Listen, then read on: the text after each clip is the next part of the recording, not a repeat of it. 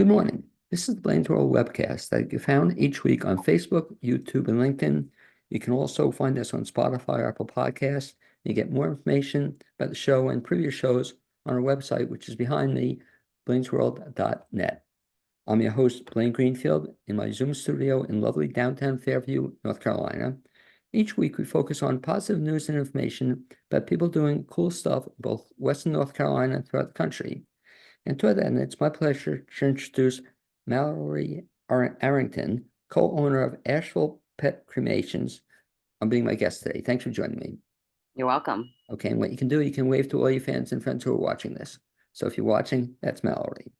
And I should mention that Mallory and her husband take pride in providing a compassionate and affordable pet service to grieving individuals when experiencing the loss of a beloved pet. They're there to provide comfort and afterlife option for each animal during difficult times.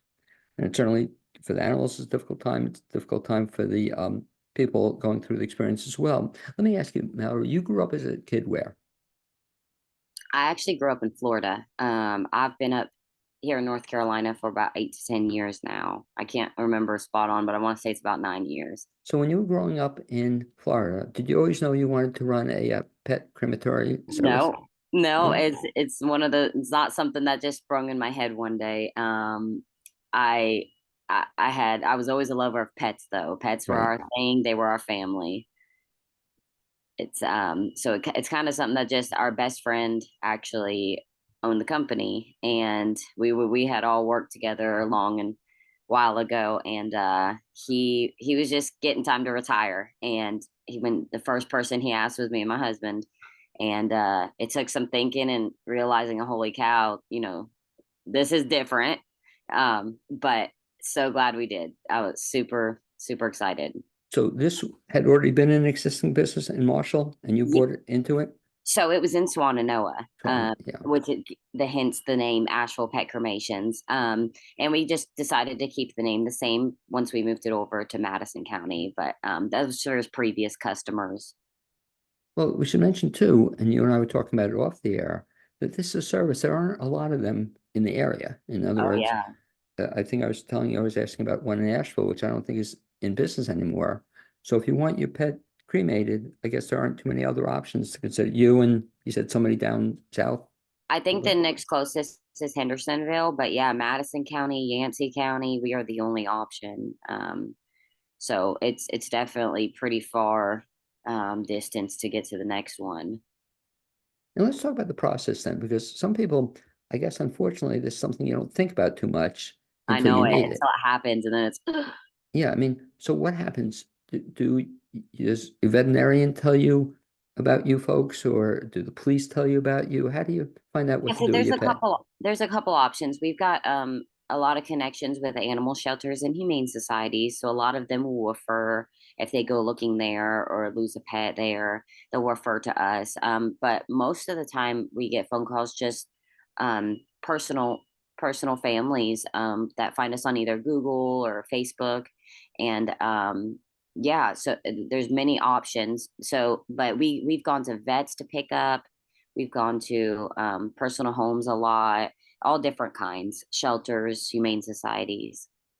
And talk about that, Michelle, because I think that's one of the cool things that your company offers to people, Yeah. that if they have a pet, um, I guess one thing you could transport it yourself, you try to if you find a place that would take pets. But you go Right. a step, I think, which is really nice. You go a step further.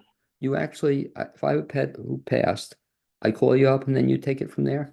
Yeah, that's one of my main things we prioritize, and one of our slogans is call us and we do the rest. We do the pickup, we any kind of footwork to get them into the car, and they don't have to move them at all. Take them with us. We cremate them very respectably. I love on all those animals until I can't. And then once they're time to come back home in a beautiful urn, I'll give them a call, and whatever schedule works best for them, I'll bring them back to them. So the idea then, I call you as soon as I want, or the sooner the better, and you Yep. pick up the pet at that point in time. Yes, we're 24/7. So we've had middle of the night. Have you really? Yeah, we've had, and it's every day of the week. So we're 24/7 holidays as well. No. In terms of pets, we're talking about dogs and cats, or what are we Oh, talking about? it ranges. We've done birds, lizards, guinea Oh, pigs, wow. all the way up to a small pony. That's Ha- what we can withstand at our crematory. So you actually taking a small pony. I mean, very Oh, sad, oh yeah, but it's very sad. It's very sad. But yeah, multitude of all different kinds of animals we've had so far. so describe the process, if you will, then. We call you folks up, and by the way, since we're mentioning it, and give, if you would, is Asheville, name of the business is Astral Asheville. Pet Cremations. Okay, and they reach you how? What's the best way to reach So you? best and quickest is always our phone number. It's a mobile business, so it's text or call. Okay, And that is 828-206-3810. and let me have you just repeat that again, is, 828-206-3810. and what's really cool then, you just indicated, so you're available 24/7? 24/7. Yep. Do you get calls in the middle of the night? We do. And when we first opened, I said, honey, we were talking and we said, let's do Monday through Saturday, 8 Right. to 8. That sounds really reasonable. It was within a month. We changed all our business cards, fixed it all, and we changed to 24/7 every day because it's not often. It might be one or two a month I get in the middle of the night, but for those one or two people, it was worth it. So, And um, I give you so much credit because sometimes my wife and I will discuss the hours that businesses have. For example, we go to a great local pharmacy, but they're not open on Saturdays and Sundays. I know it. How can you not be open Saturdays and Sundays? Worse, It, Michelle, yeah. worse. I can't believe it. Restaurants now aren't open on sometimes Sundays, or I know there's so many weird hours with businesses nowadays, which I know a lot of it's from the need of help, but yeah, it's definitely something I take pride in because it's not always easy, but I'm so happy to be doing it. so it's really nice. So if somebody calls, you'll then pick up the pet relatively shortly thereafter. Oh yeah, usually within 2 hours I tell everybody, unless I'm in the middle of another pickup or something like that. But yeah, most of the time it's within 2 hours. And describe, if you will, the process then. So we call you up, you and your husband come out, pick up the animal. Do you cremate the animal that day or next day, or what Yeah, happens? so usually it's day of, unless we're like really behind because we have multiple furnaces for our crematory. Um, so depending on whether it's communal or private, communal option is where they may or may not be with other animals at the same time. And that's where we were to spread the ashes, though. They are separate chambers within each furnace. So they're not necessarily together, but they are in the same crematorium. So yeah, most of the time they're same day. If they might have to wait till the next day, they get put in a deep freezer. Um, and so I always get my customers a 3 to 4 day window. Um, they'll be back home with you in 3 to 4 days. So once they're with us, we either make a lot of times people want the clay paw prints or the sheet of prints. We do a lot of offers of those of their handprint.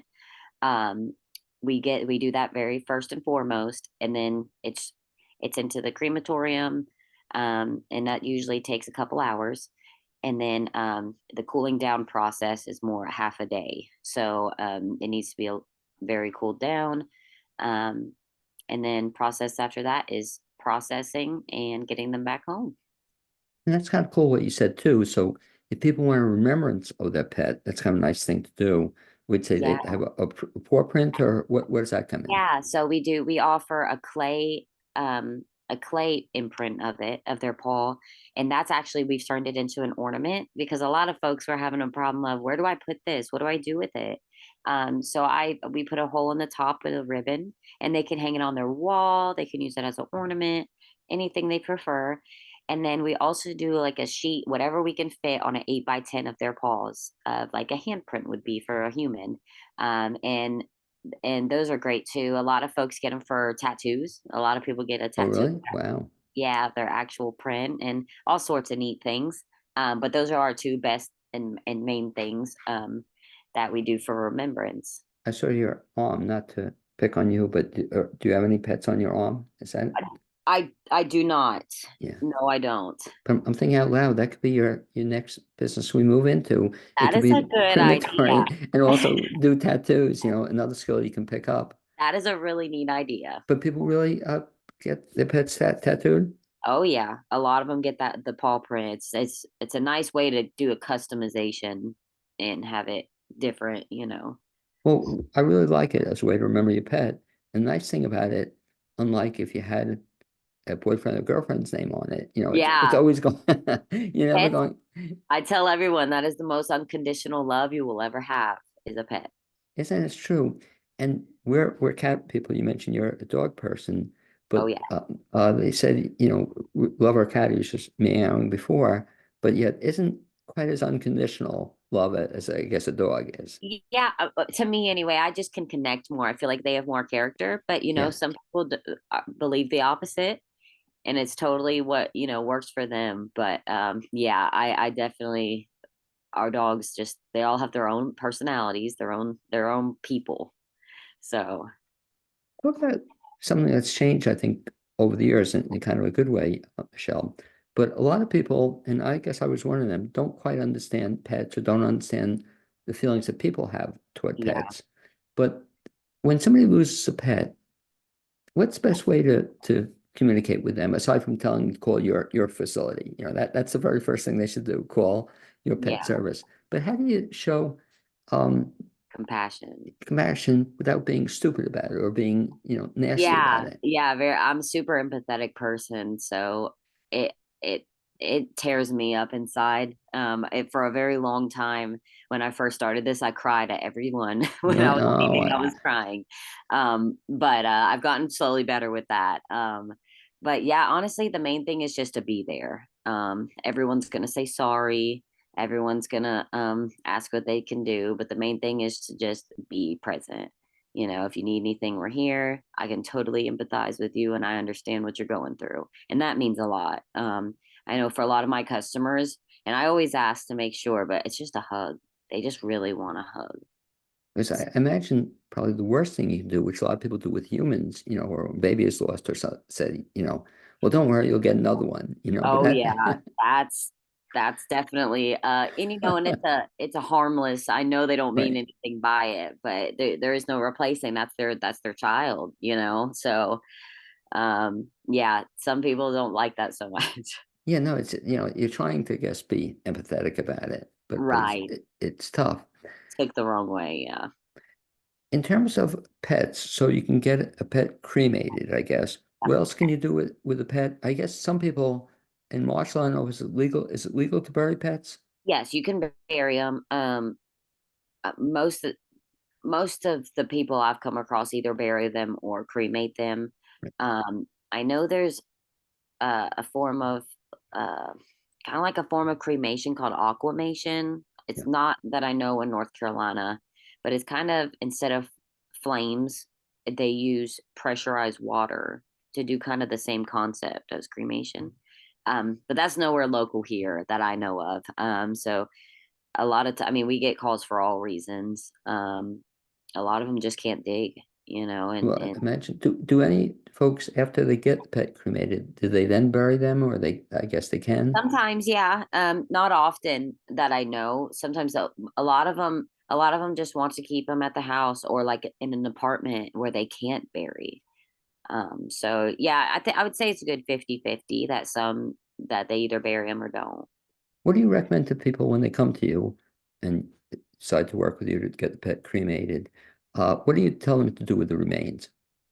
I don't. Um, I really don't unless they ask me what I would think of it. I don't know if anyone has yet. They usually have a good idea. Um, but I would just suggest either picking a place that they loved or I think that I would want to bury my remains if I got them cremated. I don't know. That's a good question. I've not really Because my oldest dog is sick, and so it's funny you say that because it doesn't matter how many times I do it, it's hurt my feelings so bad. well, it's interesting. My wife and I have talked about that, as well. And remember, we had our last cat was cremated, but Okay. then we got, I guess, the remains. We got in a box or something. And then we kept it for a long time, and then we eventually spread it on the backyard, so we could always Right. kind of think of the pet, Have them around. Yeah. and we planted a plant, so we'd always remember that that's where the pet was as well. Absolutely. Yeah. Or their favorite tree or Yeah. Talk about your business also and kind of being cool, aside from the fact that you make a personal visit to it. Yeah. So you actually go to people's house and you explain the process or discuss it with them, and then Yeah, um I briefly go over it with them, and if they have any questions, I help them put them at ease with the process and all of those things. But yeah, we either go to their homes or the vets, or sometimes they just want to meet me out and about instead of having me at their home, and that's okay too. But I have gone very far lengths before, and that's okay with me. I remember I had one little old lady, and her big giant Pyrenees dog. yeah. He passed away in her backyard, and it was, I'm talking, probably 100 foot out in a huge mud hole. Bless her heart, and she couldn't lift him. So we don't always stay the cleanest, but we're there and we make it happen. So The process then you mentioned, so that your facility then, I'm curious about this. Is mhm. this out of your house or your backyard or what do you have Well, it's there? just property we own, so it's Gotcha. just land. It's not far from our home, but yeah, it's a big piece of land we own, and that's where we ended up moving it and laying down foundations and slabs for it. Now you'll service, you were mentioning to me, you'll service people in what communities? How So far? we go, the main counties are Yancey County, Madison County, Buncombe, and Haywood. So we stretch from Yancey to Haywood County. Okay, so that's a pretty big distance you travel. Oh, absolutely. I do a lot of driving. I can guarantee that. Do people ask you, within, not in those counties, do they ask you for recommendations for other places? Yeah, if they're not in those counties, you Yeah, said. Yeah, and you know what? I still end up usually going. right. I was gonna I say. it's just who I am. I can't help it. And I'll be like, I'll just tell them, an extra $20 or something for gas. But yeah, I'll refer them if it's too far. Absolutely. I'll refer whatever. I'll usually get online and find whatever's closest to them. Help them out, give them less research to do. So if people want to find out about you, you mentioned you're on social media, you're on Facebook, you're We on do. you, We have you Facebook, we have a website, and then mainly word of mouth. We don't have anything besides that. I'm not into it as much as I should be. Are you into Instagram also? I'm not. I've never been on it. I don't know how it works and how to do it. Put in information and you and I will talk about it if you come to that marketing seminar I'm doing. But yeah, Absolutely. we should really think about it because again, people your age, if you will, not necessarily my age, Yeah.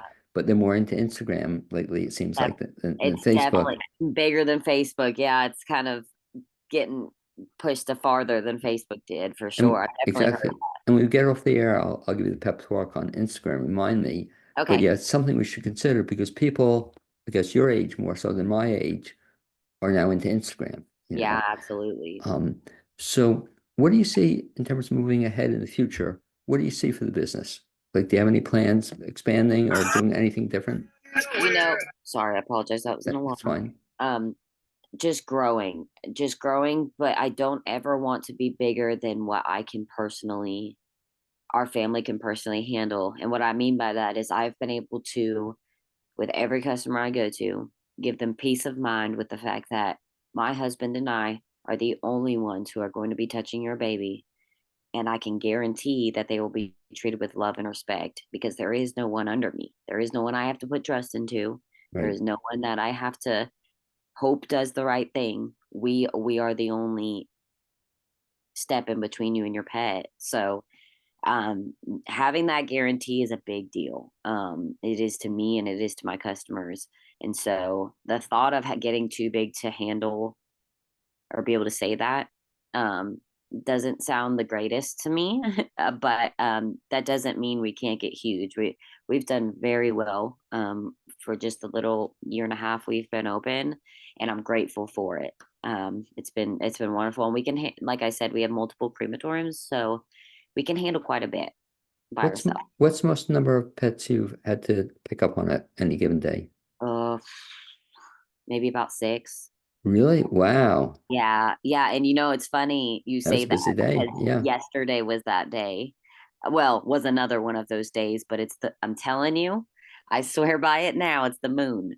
When the moon gets full, it's insane the amount of calls we get. Do Unfortunately. people Do people call you right when it happens, or sometimes they think about it for a day or two? A little bit of both. A Right. lot of people are worried about, rigor mortis setting Right. in, but most of the time it's right away. Or if they have their euthanasia scheduled, they'll go ahead and call us to start getting those steps ready. Because one of the other nice services you offer is that you were telling me off the air, you are going to move into what is a financing system of a finance option We're, to make it easier for people. What's we're it? very excited to roll out, yeah, very soon here within the next couple weeks. We're going to be rolling out payment plans in house, no credit check. Um, and I'm so excited to do that because of all the people and families we've run across in this business that just it's such a time crunch situation when your pet passes. You have to make a decision. You either cremate, you bury, or you do nothing, right? And so I've seen so many people pressured into not being able to use my service, or well, not my service, because Right, right. one way or another I help people, but because of money. So I did some research, and the next closest that I could personally find that offers that for cremation was out of the country. And I said, Right. this is crazy.